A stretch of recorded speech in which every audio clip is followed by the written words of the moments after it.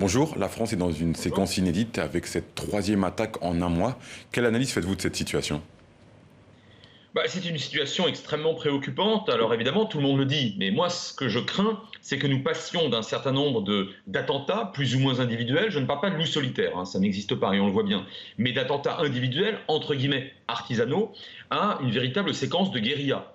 Et le jour où s'imposerait une guérilla terroriste de nature islamiste, là, véritablement, la situation serait beaucoup plus grave. Je pense que nous n'en sommes pas encore là. En revanche, ces derniers jours et ces dernières semaines, au regard de la détermination très juste, me semble-t-il, de la présidence de la République et d'ailleurs de l'ensemble du peuple français et de la nation, on ne voit pas très bien comment, face à cela, l'instrumentalisation du religieux au profit du politique, qu'on a bien vu avec M. Erdogan en Turquie naturellement, qu'on voit d'ailleurs sur ces images intéressantes dans une partie seulement du monde musulman, on ne voit donc pas comment, en vertu de cette détermination française, cette instrumentalisation, à travers une partie du monde musulman, pourrait s'arrêter demain. Et par conséquent, le risque, c'est qu'un certain nombre de jeunes gens plus ou moins fragiles, désœuvrés, déshérités ou tout à fait idéologues déjà, sur notre sol, soient tentés de passer à l'acte.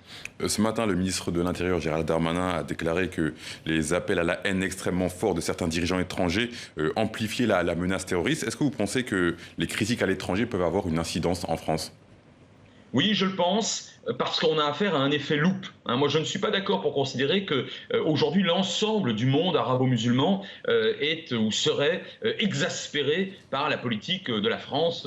Vous savez, il y a 57 États musulmans dans le monde et un peu plus d'1,5 milliard de musulmans. Les images que vous avez montrées avec raison témoignent d'une réalité, mais en réalité, sur l'ensemble de ce monde-là, il y a très très peu d'opposition extrêmement violente, extrêmement dure. Et d'ailleurs, en général, et là encore, on l'a bien vu, elles émanent d'organisations islamistes elles-mêmes, notamment les Ikhwan, les frères musulmans, et les salafistes, dont on a vu la scénographie il y a un instant sur vos images. En revanche, je pense qu'en effet, lorsqu'un président, un chef d'État étranger insulte parce qu'il n'y a pas d'autre terme, le président de la République française sur une base mystique ou mystico-islamiste, oui, effectivement, ça peut malheureusement, indirectement, encourager des gens à passer à l'acte. Et de ce point de vue-là, c'est extrêmement grave.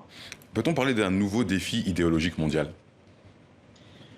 Alors, défi idéologique, oui, vous avez raison d'employer ce terme beaucoup plus que religieux. Encore une fois, je pense qu'on est largement dans une instrumentalisation. L'islamisme instrumentalise l'islam. Ça, c'est juste. En revanche, nouveau, non. Non, c'est pas nouveau. Les frères musulmans ont été créés en 1928 en Égypte et Khomeini est arrivé au pouvoir à Téhéran en 79. Bon, et je vous fais grâce des siècles précédents avec des théoriciens fanatiques comme Ibn Abdel Wahhab ou Ibn Taymiyyah. Donc, je pense que ce n'est pas nouveau. En revanche, il y a ici ou là l'accélération d'une instrumentalisation que j'évoquais tout à l'heure. Pourquoi? Notamment parce que sur le plan social et économique, un certain nombre de régimes politiques, notamment dans le monde musulman, ont failli. Et on l'a bien vu en 2011-2012 avec les révoltes liées au printemps arabe. Et donc, s'il est toujours très intéressant d'instrumentaliser, je reprends mon terme, d'utiliser de manière commode, pratique, la politique de tel ou tel État étranger, les caricatures de tel ou tel journal étranger, autrement dit de pointer le doigt sur l'ennemi extérieur pour mieux faire oublier à sa propre opinion publique que décidément, sur le plan social et économique, on n'y arrive pas ou on ne fait rien de sérieux. Et ça, c'est quelque chose qui n'est absolument pas nouveau.